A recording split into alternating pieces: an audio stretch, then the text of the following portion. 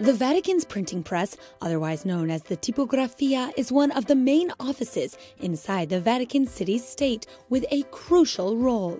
Originating in 1587, it served the Holy See in various regards, printing papal texts, documents from various Vatican congregations, and even tickets for pilgrims to attend events with the Pope. The printing house's coordinator says the work still continues today in a very unique style. The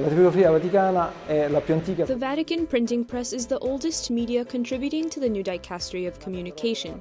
We still make books with glue, thread, leather, sheep paper, and it works wonderfully. While some official Vatican books are completed in this way, the texts first must be placed in a manageable format.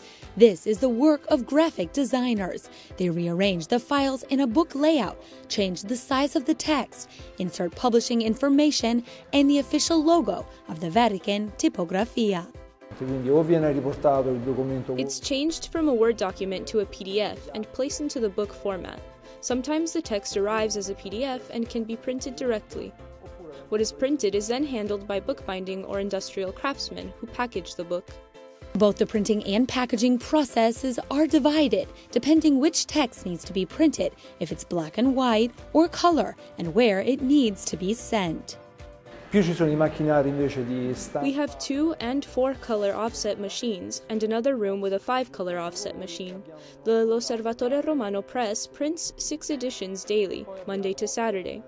Then it prints 5 weekly editions in various languages, 1 in Italian, Spanish, English, Portuguese, and French.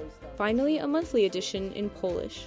The Osservatore Romano is printed each afternoon and is packaged by a team who gets it to the public as soon as possible.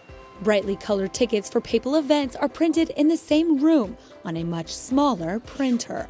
In the space next door, magazines and glossy paper is printed for books. The colors are seen above the large printers, and the pages inspected before they can be sent off to become books. At the following step, the pages are sliced and diced twice. At that point, they can become stapled to make small booklets, or go through the binding process to become even larger works, full of imagery and history. Besides printing capabilities, the Vatican's Tipografia contains so much more. We have buildings dedicated to the technical and commercial side. We have photo composition, a digital printing machine, and the best part of the typography, which is the artisan bookbinding. They create pieces by hand to give to the Holy Father and to the Secretary of State. They include agreements between states and the papal yearbook. But before arriving at their current production status, the printing press went through many changes over the years.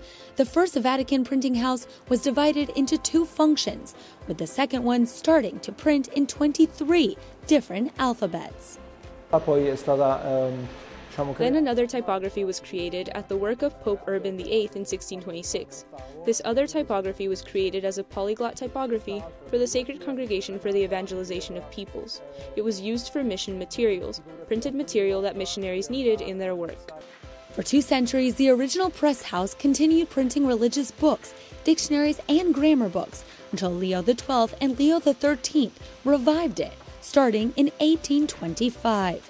Then in 1908, construction began for the current warehouse, which caused the 2 printing presses to unite as one. In 1937, the Salesians of Don Bosco managed the printing press for about 80 years. John Paul II brought the most recent update in 1991, expanding it even more until it became part of the Vatican's dicastery for communication. In its current role, the printing press continues to work for the Holy See at the service of the Pope and the Secretary of State. They make sure all official documents, books, and tickets are made available to the faithful all around the world, no matter how far they are from the eternal city itself.